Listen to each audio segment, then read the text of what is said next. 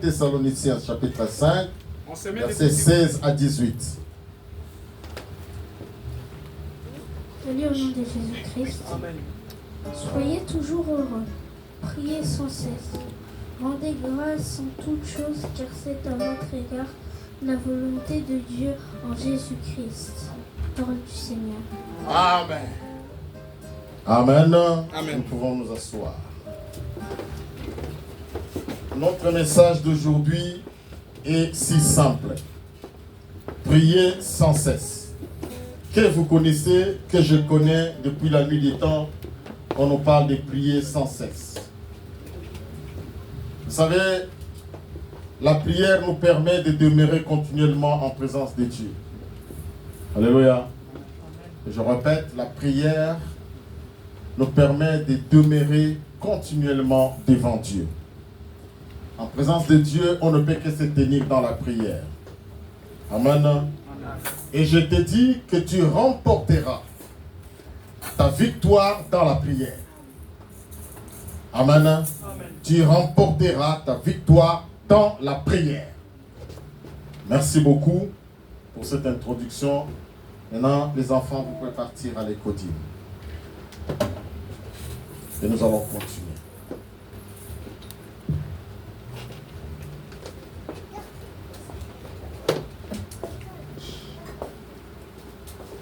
Tu remporteras ta victoire dans la prière. Bien-aimés, il y a des gens qui n'ont pas besoin de la prière. Ils n'ont pas besoin de prier. Mais simplement, ils réussissent sans prière. Alléluia. Je suis moi-même le témoin des gens qui n'ont pas prié, mais Dieu a fait un miracle. Amen. Je suis resté comme ça. C'était pas que j'ai gêné, j'ai prié. Quelqu'un est venu me voir, il me dit, mais tu fais bien la pâtisserie. Mais est-ce que tu ne veux pas que je t'amène travailler avec nous à mer? Pendant que j'ai gagné 80 000 francs CFA au Cameroun. C'était déjà beaucoup parce que le SMIC était déjà 25 000. Alléluia. Ouais, frère Joseph, tu as raison. Ouvrez les fenêtres comme...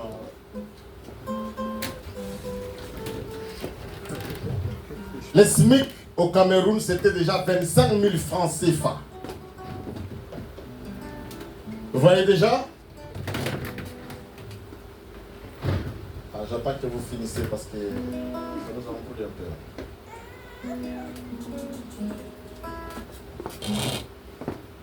Le SMIC était 25 000 francs CFA. Donc si tu pars à comment s'appelait cette entreprise? À peine,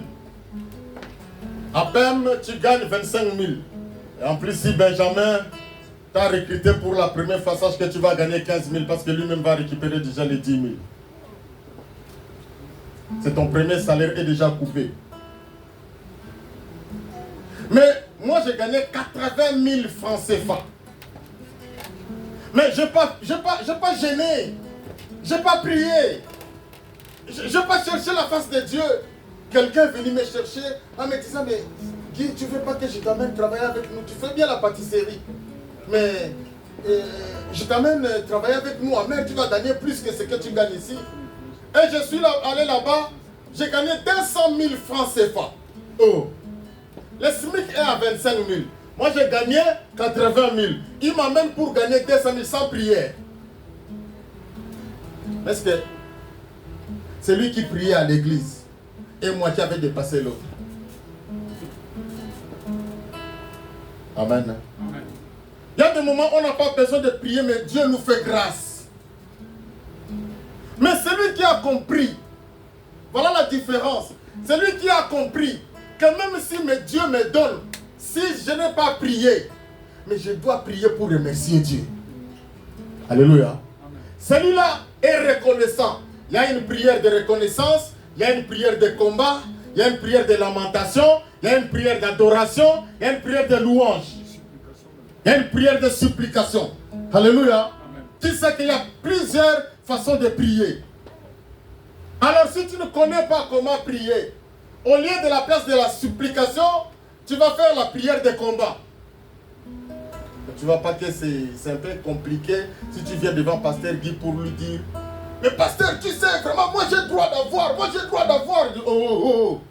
C'est quoi ça? Ça a commencé quoi? Ça va pas dans ta tête?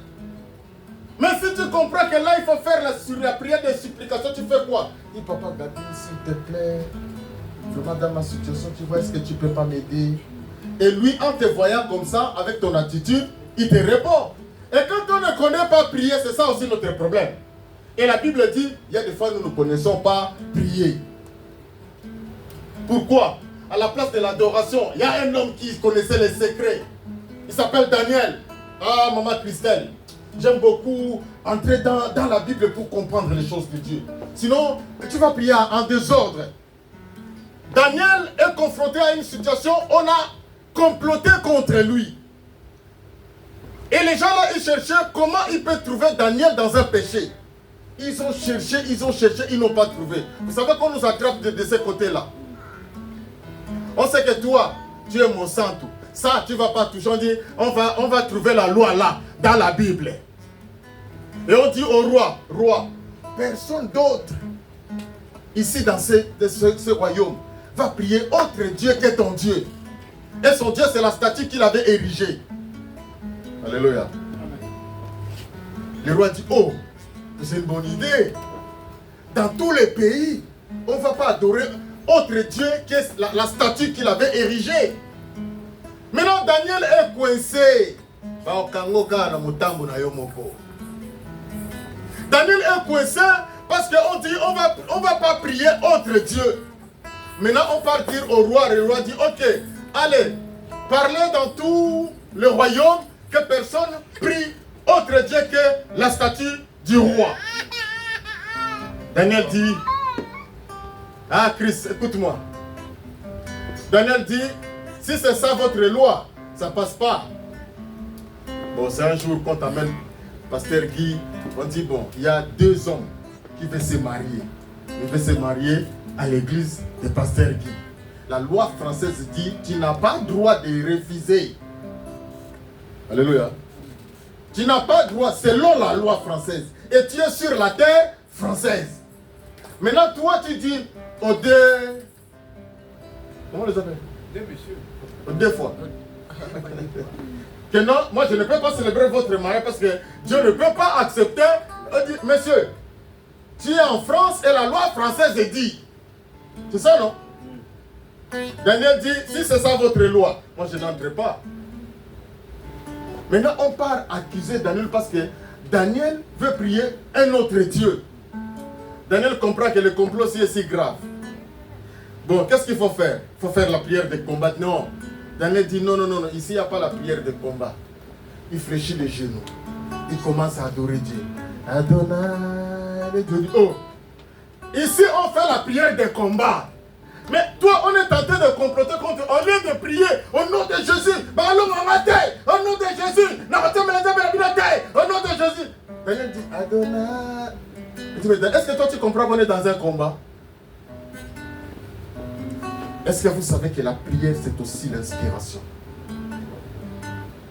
À un moment donné, quand Dieu te voit dans une situation, il t'inspire comment tu vas prier. Notre problème est qu'il y a des fois on n'est pas inspiré, on est dans les habitudes. Et dans nos habitudes, on chasse même l'esprit que Dieu a envoyé lui-même sur Jonas. On chasse même l'esprit que Dieu a envoyé lui-même sur, comment il s'appelle? Sur Job. Que dit la Bible? Frère Roland. La Bible dit que Satan est parti voir Dieu. Dieu a dit, j'ai mon serviteur sur la terre qui s'appelle Joseph Ngumbi. Alléluia. Et sa poitrine qui frappait là. Satan dit, oh, parce que tu lui as donné Angèle. Tu crois que s'il demeurait comme ça célibataire, tu crois qu'il allait t'adorer? Il dit, va, fais ce que tu veux là, mais ne touche pas son âme. Vous voyez comment Dieu envoie un esprit? C'est Dieu qui a envoyé cet esprit.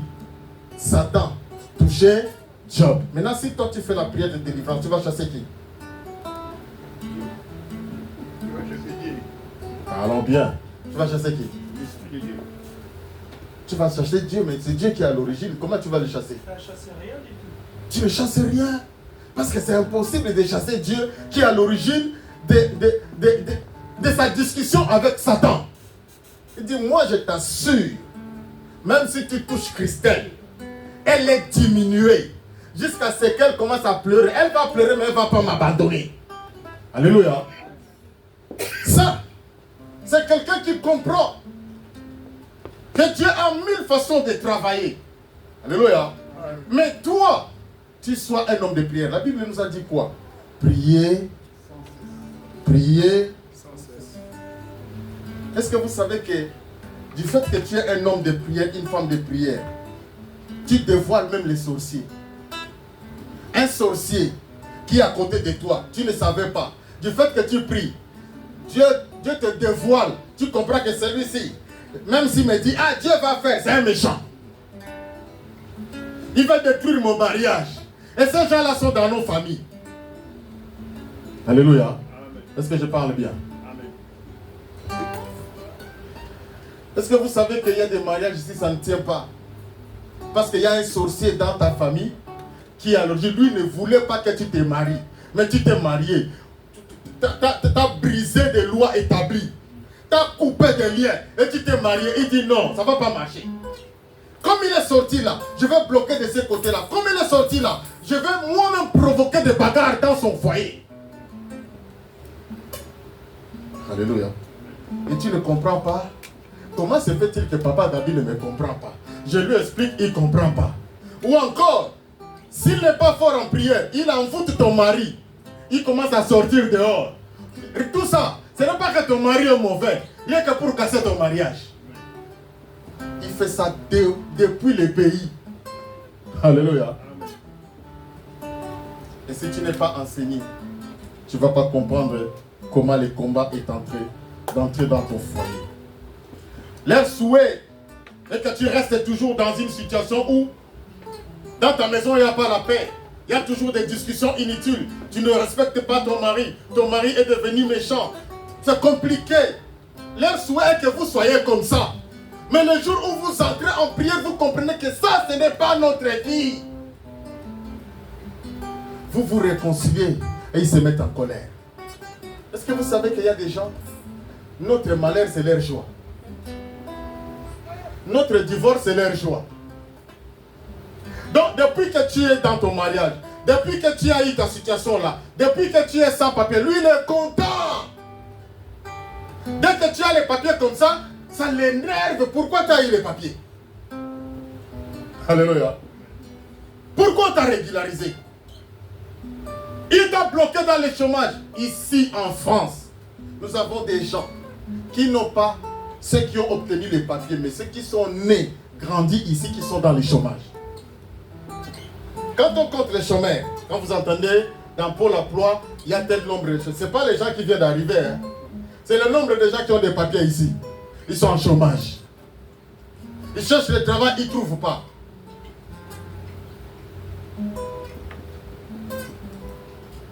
Les démons n'entrent pas seulement dans l'administration. Les démons entrent aussi dans le travail. Ils ne permettent pas que toi tu puisses travailler. Jusqu'à tel point tu seras fatigué. Au lieu de travailler dans ton domaine, tu cherches n'importe quoi. Et là où tu es parti travailler, tu vas souffrir. Tu fais un travail qui ne te convient pas. Alléluia. Aujourd'hui, quand je travaille, je me pose la question, frère Christin. Oh. Donc ici en France, il y a les gens qui travaillent comme ça. Ils sont à l'aise. Ils sont en paix. Ils sont bien. Et ils gagnent un bon salaire sans souffrir. Vous savez combien de temps moi j'ai souffert? À travailler comme un robot. Faire même la préparation des commandes, c'est dur. Tu marches toute la journée, 7 heures du temps. Tu as la pause que de 20 minutes. Tu marches vite faire. Tu rentres, tu travailles. Aujourd'hui, ça m'étonne. Je prends le bus au terminus. Je fais un tour. Déjà en route, tu as des bouchons. Donc tu es là sur le volant, tu es là, tu es en train de regarder. Tu es dans les bouchons. Après, tu arrives là-bas, le temps là est passé. le régulateur t'ajoute quelques minutes de pause. Tu as 10 minutes de pause, tu restes à tes 10 minutes. Dès que tu prends le bus, tu commences à partir, tu rencontres encore un bouchontier là sur le volant. Et dès que tu arrives là-bas, il te marque sur l'ordinateur que comme tu pars comme ça, tu tournes au rond-point là, tu rentres parce que sinon, tes minutes vont passer. Et dès que tu as fini, oh, les gens travaillent comme ça ici. C'est pas possible. Or, nous, avec surtout nos mentalités africaines là, on croit que le travail c'est dur, c'est pour cela qu'on a appelé ça caillou. Libanga. Ici, Libanga. C'est lui, cet Africain là qui est arrivé en première position, si lui il a trouvé que non, c'est pas possible. J'ai travaillé dans les bâtiments. Vous savez, aujourd'hui il fait plus froid. À l'époque, il fait moins 10. Vous êtes dehors. Toute la journée, vous êtes dehors. Moins 10, frère. Maintenant, tu travailles avec un Portugais. Donc, quand tu mets là, les extrémités là fait mal à cause du froid. Tu essaies de mettre même les mains dans les poches pour chauffer les mains. Il te dit qui? Tu mets les mains dans les poches. Donc, tu es obligé de sortir les mains. Mais il fait froid. Tu as pitié de toi-même. Or, pendant ce temps, il y a les gens qui travaillent, ils sont à l'aise. Et le diable peut t'infliger un travail dur dans ta vie. Toi, tu crois que c'est normal. Non. C'est les démons. C'est les sorciers de ton village qui t'ont amené dans cet esclavage pour souffrir comme ça. Vous savez, Dieu a créé les humains, même les oiseaux, les animaux. Chacun a ses capacités. Amen. Dieu a donné à chacun ses forces, ses capacités. Cela veut dire que tu ne diras pas à un lion d'entrer dans l'eau, attraper un poisson. Alléluia. Et pourtant, le lion, c'est l'animal le plus fort. S'il attrape, il y a un oiseau là qu'on appelle martin pêcheur. Mais il va le broyer en secondes. Mais si tu dis au lion d'attraper le poisson, il ne peut pas. Mais martin pêcheur vient avec sa bec. Dès qu'il fait comme ça, il ramasse le poisson. Et il mange. Vous voyez, Dieu a donné à chacun sa force. Donc il y a des gens, le travail des bâtiments là, Dieu les a donné la force de travailler. Lui il travaille, moi j'ai travaillé avec des gens, quand il prend le marteau, puis les Maliens là, il n'a pas fait l'école, il lui connaît que la force. Mais sa force n'est pas mentale, sa force est physique. Quand tu prends le marteau, puis jusqu'à midi. Moi, je n'ai pas la force. Quand on arrive à 10h, je lui dis, on prend un peu la pause. Parce qu'on a travaillé beaucoup. À midi, il pas dit au chef, Guy me dit d'arrêter de travailler. Le chef demande, Guy, toi, tu ne veux pas travailler ou quoi? Je n'ai pas cette force de travailler comme lui. Lui, il prend le marteau piqueur, il casse le béton. Mais moi, je n'ai pas cette force. Mais je suis parti là-bas parce que je n'ai pas la position. Et je fais malgré moi. Un policier est venu me voir avec un gros marteau piqueur comme ça. Il me voit, je suis petit comme ça. Il dit, mais est-ce que lui là, il peut travailler dans ça? Il dit, monsieur, vous avez quel âge? Je lui donne mon âge. Il dit, oui, ton âge, tu peux travailler, mais ta corpulence, tu ne peux pas faire ce travail. Vous savez, nous là, on est déjà petits quand tu donnes l'âge. Est-ce que tu as oublié ton âge ou comment? Parce qu'on te voit déjà petit, mais tu dis j'ai 57 ans, non, c'est que tu as oublié ton âge. Bon, tu sais, les Africains, des fois, ils ne connaissent pas leur âge. Bon, ils donnent l'âge qui ne lui appartient pas, mais ils donnent quand même. Non, c'est mon âge. Alléluia. C'est mon âge, frère Crispin. Mais quand je me tiens à côté d'un monsieur là qui a 45 ans, et il est blanc, il est costaud, et tu dis déjà 57, tu entends 57 ça? Parce que lui, il est déjà plus grand que toi. Les sorciers là de ton village t'ont infligé un travail, tu pleures le dos, tu pleures le pied, tu pleures le cou. Mais pendant ce temps, il y a des gens qui ne prient pas, ils sont à l'aise. Il faut prier Dieu qui te délivre de ton travail. Il faut prier Dieu qui te délivre de la souffrance dans ton mariage. Et ils se mettent en colère quand tu trouves un bon travail. Tu trouves un bon travail et si tu ne pries pas, ils t'infligent une maladie. Frères et sœurs, prier, c'est capital. Et nous, Nous résistons grâce à la prière.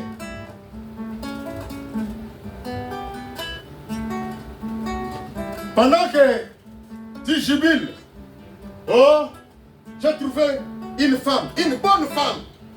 Pendant que tu jubiles, j'ai trouvé un bon mari. Pendant que tu jubiles, oh, je suis régularisé. Pendant que tu jubiles, et ils sont en colère. Pourquoi tu as été régularisé? Pourquoi tu t'es marié? Alléluia. Pendant que tu viens à l'aide de ta famille, et ils voulaient que ta famille reste dans la pauvreté. Tu viens à l'aide de ta famille, ils se mettent en colère. Pourquoi tu es en train d'aider ta famille? Il prend tous les problèmes du monde, il met dans ton couple. Pendant que toi tu es en train d'aider ta famille, dans ton couple ça ne va pas. Amen. Ils ont bloqué de ces côtés-là.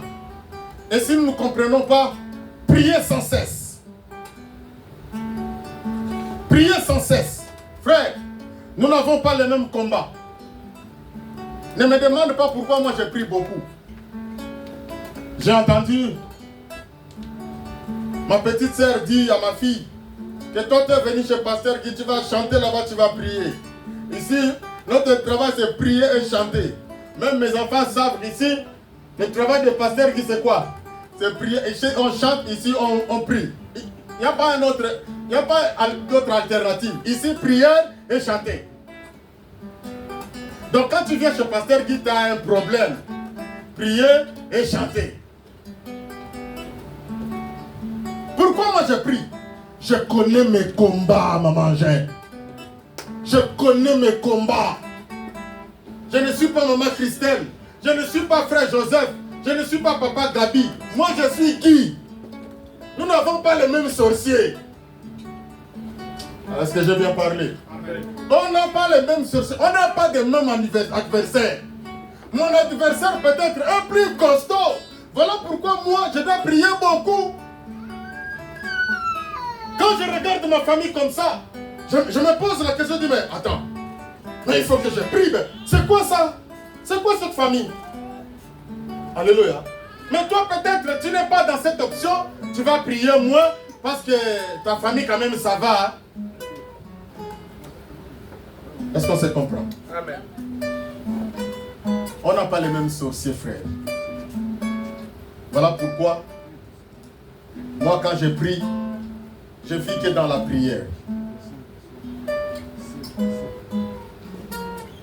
Il y a une sœur qui est venue ici en Europe avec des enfants. Son mari travaille quand même à un bon poste. Mais il a dit l'Afrique, il n'y a pas l'assurance. L'Afrique, il n'y a pas l'assurance. Je préfère que vous partez déjà avec les enfants parce que lui, il vient ici tout le temps. Vous restez là-bas. Moi, je travaille et de temps en temps, je viendrai parce que j'ai la facilité de visa. Il a 4 gosses. Il a fait les démarches. Comme il voyage tout le temps, on lui a donné les visas de sa femme et de 2 gosses. Bon, les 2 gosses vont venir. Après, il dit, bon, on y va, je vous accompagne. Je vous laisse là-bas. Après, moi, je vais rentrer pour venir récupérer les autres. Il laisse sa femme. Sa femme demande l'asile en déclarant aussi d'autres enfants. Et son mari rentre. Il introduit le dossier, ça ne marche pas. Il bouscule, ça ne marche pas. Sa femme est là, en train d'attendre les enfants. Il dit, mais qu'est-ce qui se passe? Mais pourquoi ça ne marche pas? Mais moi j'ai la facilité, pourquoi? Mais les autres sont déjà partis. Il fait les démarches, l'ambassade a bloqué. Il peut voir son pasteur, des pasteurs, moi je ne comprends pas. C'est quoi ça? Les enfants devaient rejoindre déjà leur maman. Mais il y a 2 là-bas. Et les autres là, ils vont rester avec qui ici? Le pasteur dit, frère, on va prier. Ils ont commencé à prier. Pasteur reçoit la révélation. Il dit, tu vois ta femme, sa famille compte sur elle. Et comme elle s'est mariée à quelqu'un qui est déjà positionné, donc comme elle aide sa famille veut qu'elle reste ici. Comme elle est partie, ils ont bloqué le visa des 2 là. Jusqu'à ce qu'elle sera fatiguée, elle retourne ici. Vous voyez comment les sorciers sont? Ils sont capables d'entrer à l'ambassade. Ce qui est facile, ça devient compliqué. Tu te poses la question, mais attends. Moi, je prends les visas tout le temps. Et je fais même voyager les gens. Mais pourquoi mon visa devient compliqué comme ça? Or, le problème, ce n'est pas l'ambassade. Le problème, c'est que les incantations qu'ils font là-bas, ça a bloqué la route ici. Et si tu n'es pas un homme de prière, tu ne sauras pas que le blocage là vient de la famille de ma femme. Vous savez qu'il y a des hommes ici qui sont en chômage parce que son mari l'a épousé, sa famille ne voulait pas et ont bloqué l'homme.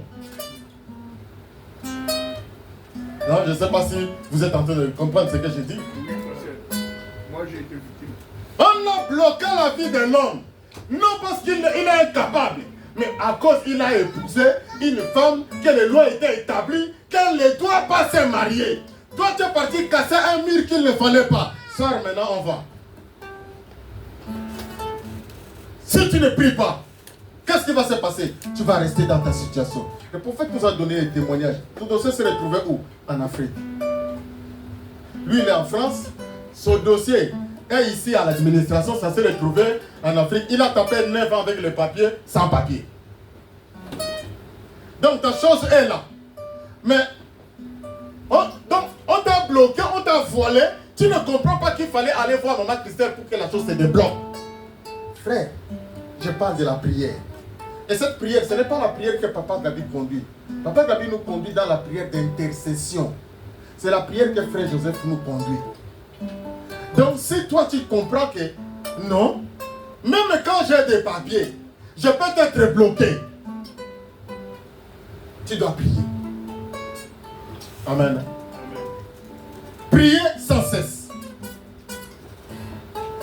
Le méchant a plusieurs façons de fonctionner, de faire souffrir les gens. Et ils sont ici en Europe et ils sont en Afrique. Il y a des sorciers africains, il y a des sorciers blancs. Les sorciers blancs fonctionnent comment? Tu viens dans son entreprise, tu commences le travail. Son argent, c'est l'argent de la franc-maçonnerie. Tu gagnes 2000, mais tu t'en sors pas. Est-ce qu'on se comprend? Tu gagnes 3000, mais tu t'en sors pas. Mais un enfant de Dieu, libéré, gagne 1000 euros. Il a même l'économie de 3 euros dans son compte. Toi, tu as 3000 euros. Tu es que dans le rouge. Tout ça, c'est les gens là, les sorciers là. Ils sont blancs. Alléluia. Ils sont blancs. Les sorciers ne sont pas seulement des Africains. Les sorciers ne sont pas seulement noirs. Il y a des sorciers blancs. Dans les carrefours que nous passons là, ils font les incantations. La première personne qui va passer, il récupère sa chance. Et si tu ne comprends pas, tu crois que je suis arrivé en Europe, je suis arrivé. Frère, il y a des Occidentaux ici. Ils sont nés français, blancs ou blanches qui souffrent ici. Alléluia. Ils sont en captivité. On les a pris en captivité. Comme ils ne connaissent pas la prière, ils continuent à souffrir. Comme ma baéresse là que je disais, je sors le matin, je lui trouve la main à la joue. Je lui pose la question, Béatrice, ça va? Elle dit, ça ne va pas. Pourquoi? Elle dit, je suis pauvre.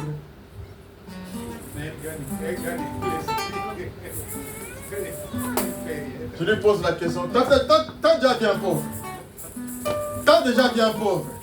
Il prie Dieu pour avoir même le morceau de sucre, il met dans l'eau pour boire, mais à l'eau, pour que les gens là qui sont dedans se calment déjà.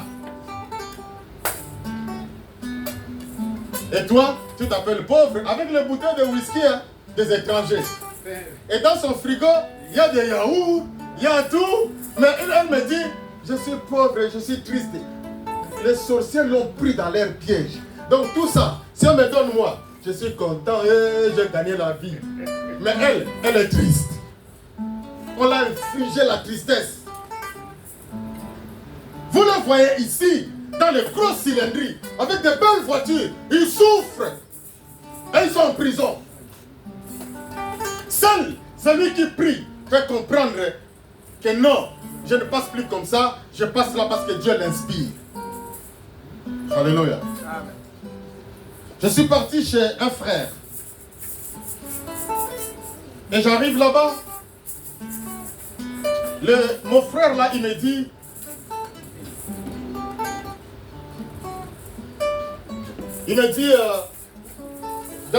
d'abord quand on est entré, on a prié ensemble pour notre arrivée avec Maman State. Après, ils ont fait à manger, ils ont mis à table et ils nous appellent, venez, on va manger. On monte à table et lui me dit, bon, s'il te plaît. Merci beaucoup. Il me dit, bon, tu sais que quand vous êtes arrivé, on a déjà prié. Bon, si ça ne vaut pas la peine qu'on prie, on va manger. Hey! Vous savez, les sorciers sont malins. Hein? Ils peuvent t'ensorceler dans la nourriture. J'ai dit, on va dire d'abord merci à Dieu et on va sanctifier le repas. Je ne sais pas. Qu'est-ce qui te prend pour me dire que je vais manger sans prier? Parce que tu m'as reçu. Non, ça ne passe pas comme ça. J'ai appris même à mes enfants. Quand on arrive au McDo, on nous sert. On dit, papa, qui va prier? Seigneur, on ne ferme pas les yeux. Hein? Seigneur, bénis ce McDo, sanctifie-le au nom de Jésus-Christ. Amen. C'est tout. Sinon, tu vas prendre McDo, tu mets là. Tu ne sais pas? Le patron de ce McDo-là, c'est quoi son travail? Il envoûte même les gens qui viennent acheter avec leur propre argent. Vous entrez dans les restaurants, vous ne priez pas. Surtout les restaurants des Congolais. Vous avez entendu le témoignage de Charoufa, non? Vous avez entendu le témoignage? Elle t'a pas suivi? C'est qu'il faut lui mettre ça. Elle a envoûté son restaurant. Ça s'appelle comment? On chante ça dans toutes les chansons des Congolais. Comment ça s'appelle son restaurant? Non. À Bruxelles. La référence. Elle témoigne à la référence.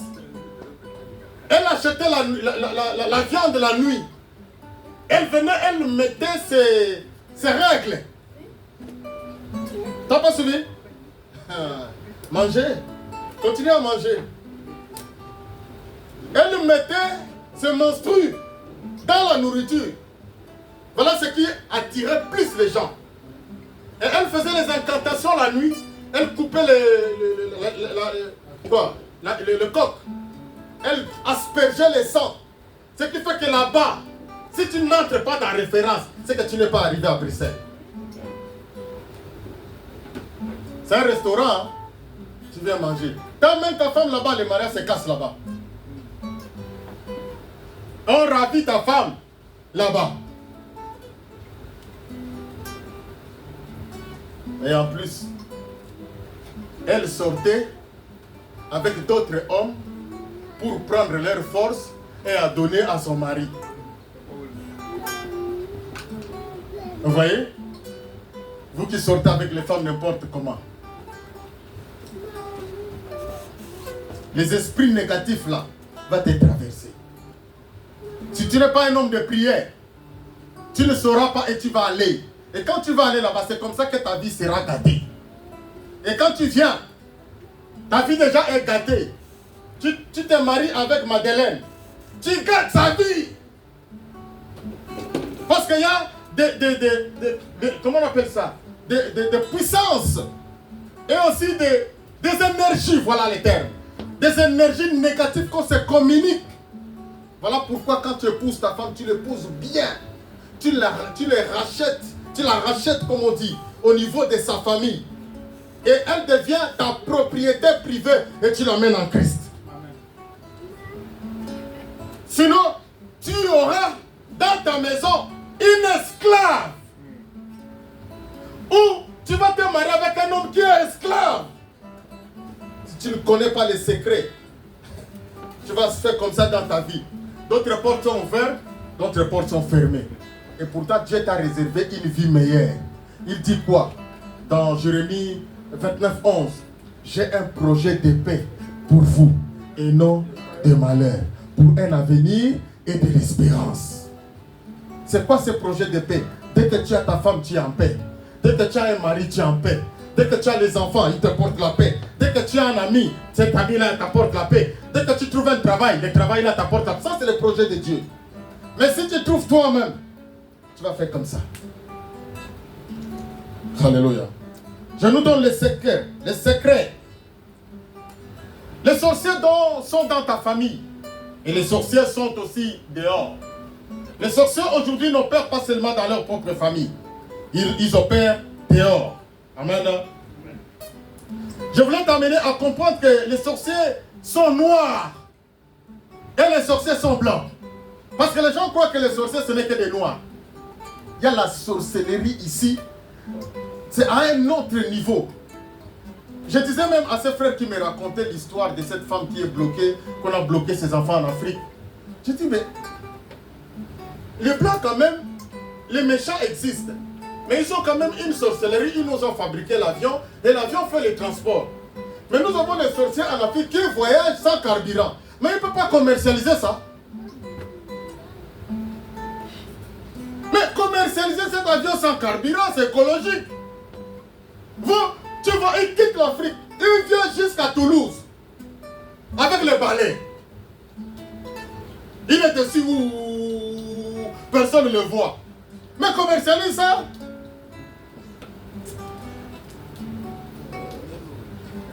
Bien-aimés, nous avons intérêt à mener une vie de prière. Amen. Et je te conseille, quand frère Joseph fait la prière, entre, s'il te plaît. S'il te plaît, entre. Fais la prière. Parce que jour après jour, même si c'est la répétition, prie. La prière d'ensemble, ça nous fait aussi du bien.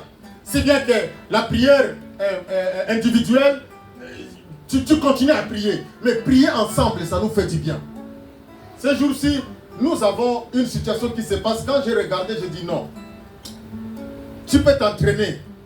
Mais s'entraîner ensemble, jouer ensemble, c'est bien. On a une équipe ici qui s'appelle Paris Saint-Germain. Ils étaient nuls. Nuls en Europe. Ils ont l'argent, ils sont nuls. Et ces jours-ci, ils sont devenus forts. Pourquoi? Parce qu'ils travaillent en équipe. Ils défendent ensemble, ils attaquent ensemble. Ils ont battu tous les clubs européens. Pourquoi? Et moi, quand je regarde ça, je prends ça dans le sens spirituel. Si nous prions ensemble, frère, nous sommes forts. Nos écrits sont faibles parce qu'il y a ceux qui prient et ceux qui ne prient pas. Et ils croient que je suis Ronaldo, je vais jouer seul, je vais m'entraîner seul. Non! L'entraînement d'ensemble est très capital. Alléluia. Les sorciers blancs, si toi tu ne sais pas, je te dis ça aujourd'hui, mets ça dans ta tête. Les sorciers blancs, avant de nous mettre dans les appartements qu'on habite ici, ils ont hanté ces appartements. Toi tu parles de sorciers africains, ils ont hanté les appartements. Tu entres dans l'appartement, c'est déjà hanté. La sorcellerie est déjà dedans. Donc tu habites avec des gens dedans, avec des esprits dedans. Tu ne comprends pas, mais pourquoi ma situation se dégrade toujours? Ce n'est pas les sorciers de l'Afrique. Les blancs là qui ont construit l'immeuble là, a déjà hanté l'immeuble. Est-ce que vous avez compris? On habite dans un appartement déjà ensorcelé. Pas par les sorciers africains, par le constructeur du bâtiment. Donc, lui, il a construit son bâtiment. Ils ont fait les incantations dans tous les appartements. Toi, tu entres comme ça, tu viens, tu ne pries pas. Ça détruit ta vie, ça détruit ton couple, ça détruit tes enfants. Ils deviennent des voyous. Ici en Europe, grandis ici en Europe, on ne comprend pas, mais les enfants là ne s'en sortent pas comment. L'appartement que tu es parti habiter est hanté. Voilà pourquoi, moi quand je suis venu à Cachan, d'abord, tout ce qui était à moi, c'est resté à Savigny-sur-Orge. Et quand je suis arrivé à Cachan, donc tout ce qui est entré là-bas, J'ai tout acheté. Tout acheté. On est entré là-bas sans rien. On a tout acheté. Et avant d'aller acheter, on s'est assis avec Maman Street. Il y avait un petit truc là. On s'est assis à deux. On dit on va consacrer déjà cet appartement à Dieu. On dit Seigneur, voici ta maison. Nous allons habiter ici. Qu'aucun esprit vienne nous perturber. Ça, nous te le donnons. Ça serait la maison de prière. Amen. Quand tu vas venir comme ça, l'appartement là est bien, hein? Et vraiment c'est chic, et dans un très beau quartier. Et ici c'est bien, hein? Allez, tu prends le matériel, bien. J'ai dormi, hein? T'as dormi avec les esprits. Et à la longue, tu sauras que ici, je n'habite pas seul. Vous êtes combien à la maison, frère Joseph? Vous êtes 3, 4, hein? Ok. Donc, physiquement, vous êtes 4. Mais en réalité, vous avez d'autres personnes qui habitent avec vous. Parce que les gens qui occupaient déjà l'appartement, vous ne les connaissez pas. Est-ce que je donne les secrets? Mais bien aimé, si tu es un homme de prière, tu t'approches de Dieu. Tu n'as pas peur de tout ça. Si tu es un homme de prière, tu es une femme de prière, tu as Jésus avec toi. Que dit la Bible dans Matthieu 28, verset 20. Et nous allons nous arrêter là. Aujourd'hui, on finit par là. Vous ne m'avez pas donné l'eau? Le protocole. Non, parce qu'il est là, mais il n'y a pas d'eau gazée. Ah, mais parce que vous n'avez pas acheté. Et tout ça, c'est maman Christelle. Mais la pasteur n'a pas l'eau. Comment je vais boire l'eau naturelle? Oui, vous avez trouvé? Matthieu 28, 20. Que dit la Bible? Et nous terminons par là. Matthieu 28, 20. Oui, quelqu'un a trouvé? Matthieu 28, 20. Matthieu chapitre 28, verset 20. C'est facile. Je peux citer ça, mais je veux qu'on vérifie quand même la parole parce que c'est important. Je lis la parole au nom de Jésus. Amen. Tu prends le micro, s'il te plaît. Matthieu 28, 20. Que dit la Bible? Matthieu 28, 20, la Bible nous dit ceci. Et enseignez-leur à observer tout ce que je vous ai prescrit. Et voici, je suis avec vous tous les jours jusqu'à la fin du monde. Parole du Seigneur. Amen. Ici, on nous a donné la solution. Dans tout ce que nous allons parler là, nous, on ne fait pas la publicité du diable. On ne fait pas la publicité des sorciers. C'est comme si on a peur.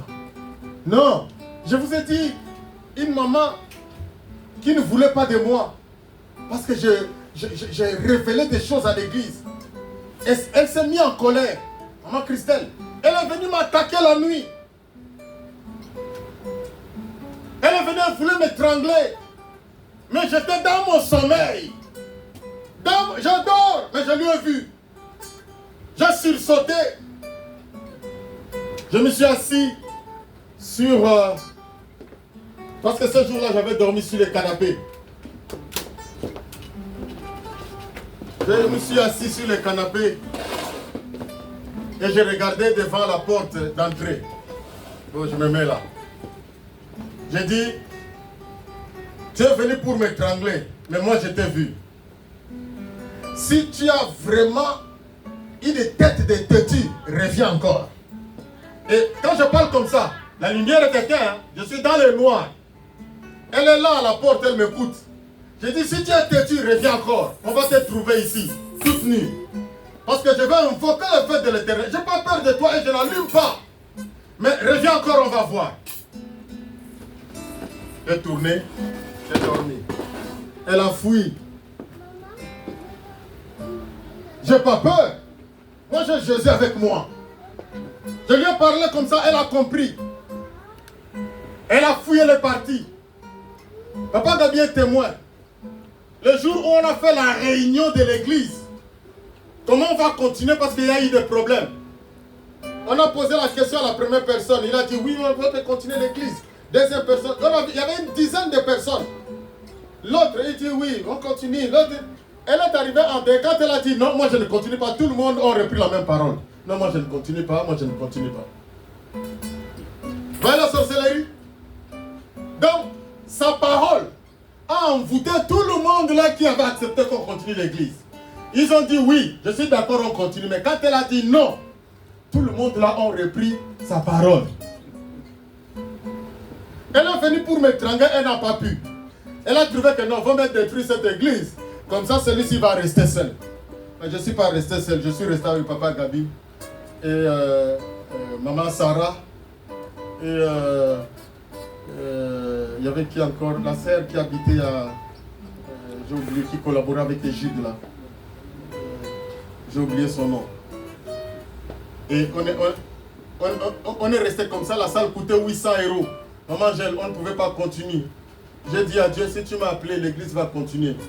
Bon, frère, on ne peut pas continuer l'église parce qu'ils étaient des gros poissons qui payaient la salle. À l'époque, nous, on était des sans-papiers. Pas d'assurance. Maintenant, tu vas continuer l'église dans une salle comme ça, qui va payer?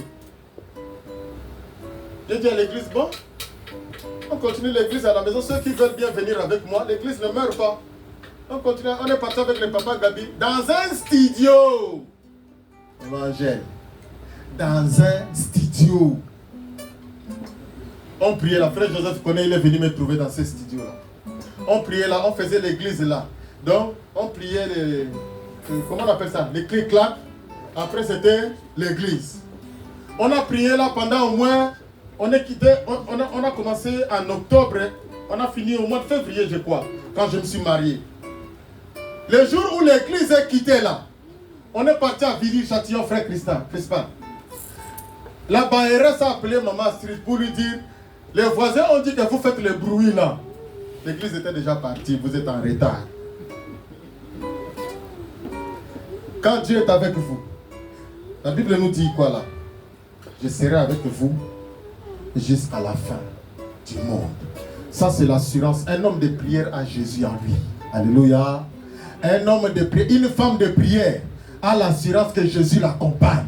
Que ce soit le combat. Tant que tu sais que je suis un homme de prière, une femme de prière, rien ne peut t'arriver. Mais bien aimé, je te donne le secret en te disant, ne crois pas que parce que tu es en Europe, que les exercices se sont arrêtés. Ici, il y a des gens qui boivent en château rouge l'alcool avec le passeport rouge français. Amen. Mais toi, accroche-toi à la prière. Amen. Toi, accroche-toi à la parole. Et Dieu t'assure à travers son Fils Jésus, je serai avec vous jusqu'à la fin du monde. Que Dieu vous bénisse.